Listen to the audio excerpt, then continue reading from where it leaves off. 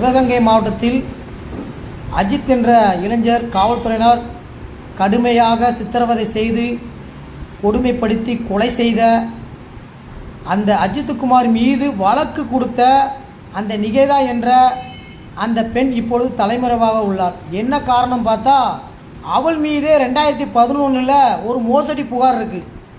என்ன மோசடி புகார்னா, அரசு வேலை வாங்கி தருவதாக சொல்லி நிறைய பேர்கிட்ட காசு வாங்கியிருக்காங்க.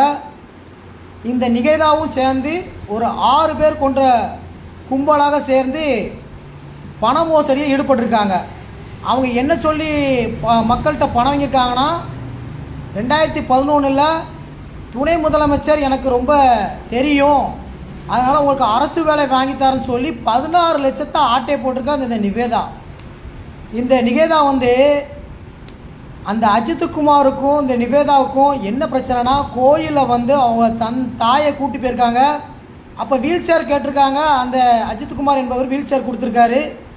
அப்போ மறுபடியும் வீல் சேர் கொடுக்கும்போது இவர் டிப்ஸு கேட்டிருக்காப்புல. அப்போ இவங்க 100 ரூபா கொடுத்துருக்காங்க.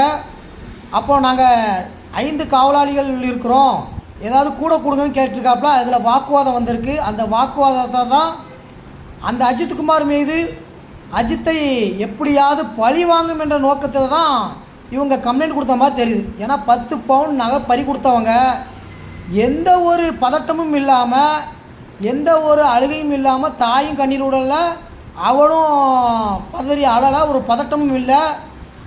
காவல்துறையிடம் போய் சொல்லிவிட்டு ஒரு கம்ப்ளைண்ட் கூட எழுதி கொடுக்காம கிளம்பிட்டா. அப்பவும் பேட்டி கொடுக்கும்போது முகத்தை மூடிக்கிட்டு ஊடகத்து முன்னால் பேட்டி கொடுக்கா. என்ன பேட்டி கொடுக்கானா, இவளே சொல்கிறா, அந்த அஜித்குமார் காவல்துறையிட்ட முன்னுக்கு முரணாக தகவல் சொல்கிறான்னு.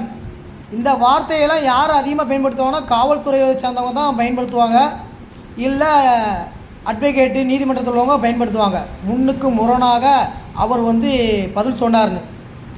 ஆனால் இவ எப்படி சொல்கிறான்னா, இவ ஏற்கனவே நிறைய கேஸு உள்ளே போய்ட்டு வந்திருக்கா. அந்த அனுபவத்தில் இவளே முந்திக்கிடுதா. முன்னுக்கு முரணாக அஜித்குமார் பொய்யான தகவல் சொல்கிறாருன்னு சொல்லிவிட்டு இவ பாட்டு போயிட்டா. ஆனால் இப்போ மதுரையில் திருப்பரங்குன்ற ஏரியாவில் தான் தங்கியிருந்திருக்கா. இப்போ தலைமறைவாகிட்டா. அவள் தாயையும் கூட்டிட்டு வீட்டை பூட்டிட்டு எங்கேயோ ஓடிட்டாலாம். இந்த நிவேதாவை பிடிச்சி கஸ்டடியில் எடுத்து விசாரித்தா தான் உண்மையே வெளிச்சத்துக்கு வரும். உண்மையிலே நகை களவு போச்சா, இல்லை இவன் நாடகம் ஆடி இந்த அஜித்குமார் உயிரிழப்புக்கு முக்கியமான காரணமான நிவேதாவை தான் விசாரித்தா தான் தெரியும். அஜித்குமாரின் ஆன்மா இறைவனிடம் இளைப்பாற இறைவனை வேண்டுகிறேன், சுவாமியை சரணம். இது போன்ற சம்பவம் இனி தமிழ்நாட்டில் நடக்காமல் இருக்க